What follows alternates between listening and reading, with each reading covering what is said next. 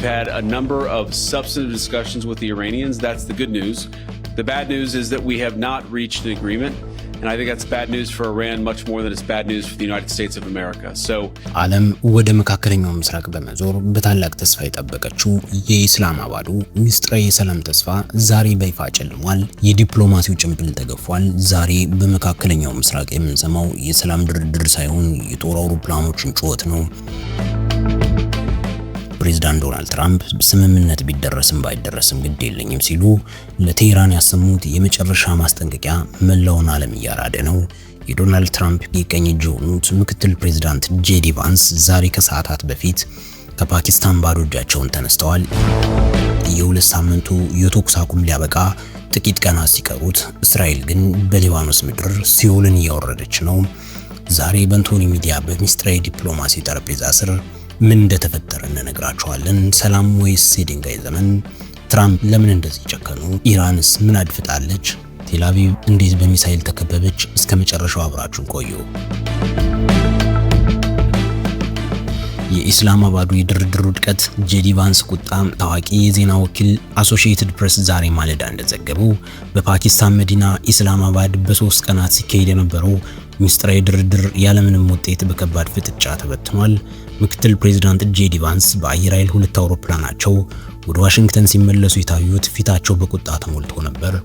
አሜሪካ ያቀረበችው ጥያቄ ለኢራን እጅ መስጠት ማለት ነበር። ዋሽንግተን የሆርሙዝን ሰርጥ ያለምንም ቅድመ ሁኔታ ክፍት ይሁን፣ የኢራን ጦርም ከመስመሩ 50 ማይል ይራቅ ስትል ጠይቃለች። የኢራኑ የውጭ ጉዳይ ሚኒስቴር ግን እስራኤል በሊባኖስ ላይ የምታደርገውን ጭካኔ ጥቃት ካላቆመችና የጋዛው ጥፋት ካልቆመ የትኛው ሙሉ አንፈርም በማለታቸው ጠረጴዛው ተገልብጧል።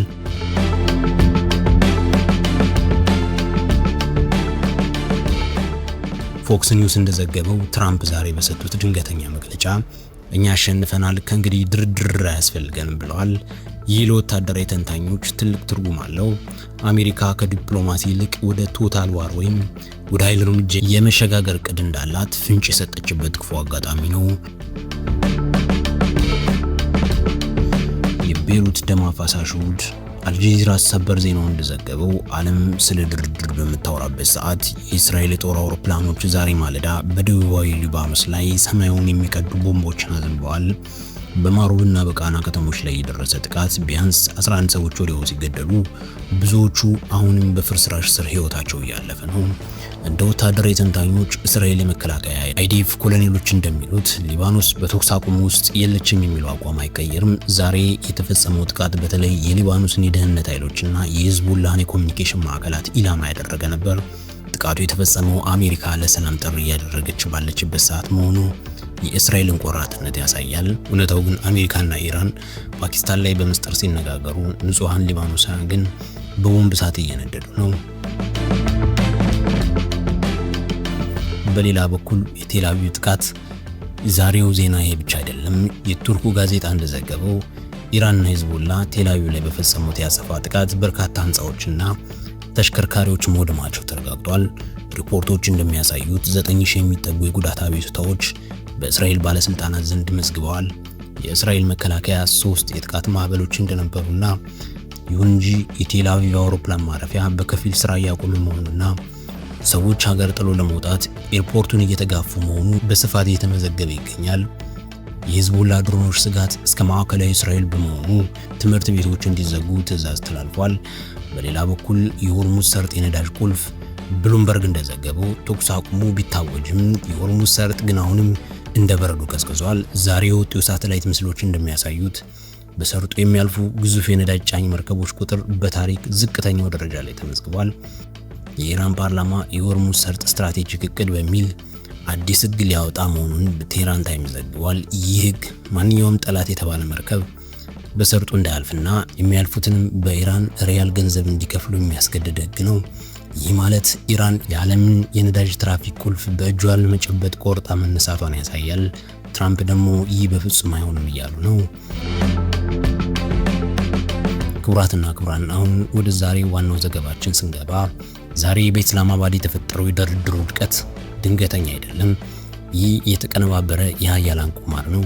እንደ ወታደራዊ ተንታኞች አሜሪካና እስራኤል ሊባኖስ በተኩስ አቁም ውስጥ የለችበትም ማለታቸው ትልቅ ስትራቴጂያዊ ምክንያት አለው።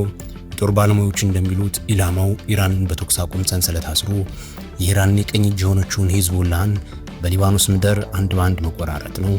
ይህ ዲቫይድ ኤንድ ኮንከር የተባለው ወታደራዊ ስልት ነው። አሜሪካ ኢራንን በንግግር እያታለለች፣ እስራኤል ደግሞ በቦምብ የኢራንን አጋሮች እያጠፋች ነው። ትራምፕ ዛሬ ስምምነት አያስፈልገኝም ሲሉ ቴህራንን በዓለም ፊት እያዋረዱ ነው።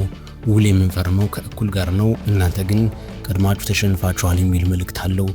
ጄዲ ቫንስ ባዶ እጃቸውን መመለሳቸው ለአሜሪካ ዲፕሎማሲ ውድቀት ሳይሆን ለኢራን የመጨረሻው የጥፋት ደውል ነው። የነዳጅና ኢኮኖሚ ጦርነትን ስናየው ኢራን የሆርሙዝ ሰርጥን በመዝጋት የዓለምን ኢኮኖሚ ለማንቀጥቀጥ እየሞከረች ነው። ነገር ግን ትራምፕ እኛ የአሜሪካ ነዳጅ አለን በሚል እብሪት የዓለምን ስጋት ከግምት ውስጥ አላስገቡትም። ይህ የነዳጅ ዲፕሎማሲ ዓለምን ወደ ከፍተኛ ዋጋ ግሽበት ሊያመራት ይችላል። የዋሽንግተኑ የመጨረሻ ሙከራ ኤፕሪል 14 ይጠበቃል።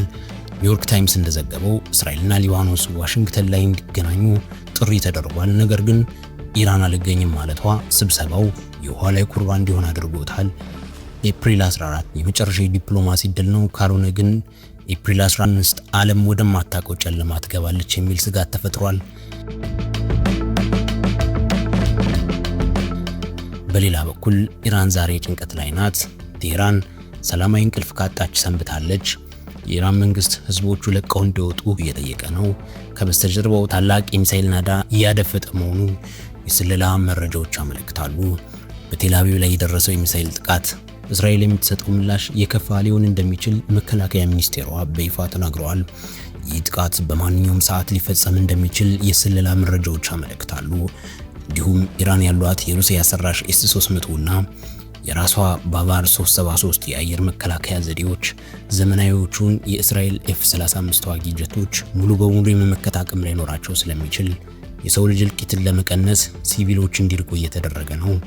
ትራምፕና ኔታንያሁ የመካከለኛው ምስራቅ ካርታ ለመለወጥ ወስነዋል ወይስ ኢራን ሌላ ያልተጠበቀ አጸፋ አዘጋጅታለች? የመጨረሻው ሰዓት ደርሷል።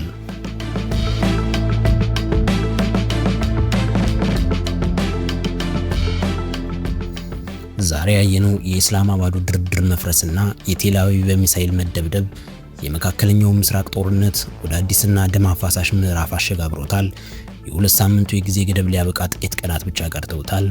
እናንተ ምን ትላላችሁ? ትራምፕ ስምምነት አያስፈልገኝም ያሉት በእርግጥ ምን ስለተማመኑ ነው? ዓለምን ወደ ሶስተኛው የዓለም ጦርነት እየመሩት ነው? ቴል አቪቭ ላይ የደረሰው ጥቃት እስራኤልን ወደ አስገዳጅ የየብስ ጦርነት ሊያስገባት ይችል ይሆን? ሐሳባችሁን ኮሜንት ላይ አስፍሩልኝ። የነገው ወሳኝና ሰበር ዜና ይዘን እስከምንመለስ ድረስ በእንቶኒ ሚዲያ አብራችሁን ስለቆያችሁ ከልብ እናመሰግናለን። ቻናላችን ላይክ፣ ሼር እና ሰብስክራይብ በማድረግ ስለምታበረታቱን ልባዊ ምስጋናችን እየገለጽን ከወዲሁ እንጨርሳለን። ሰላም ለዓለማችን ይሁን። ቸር ሰንብቱ።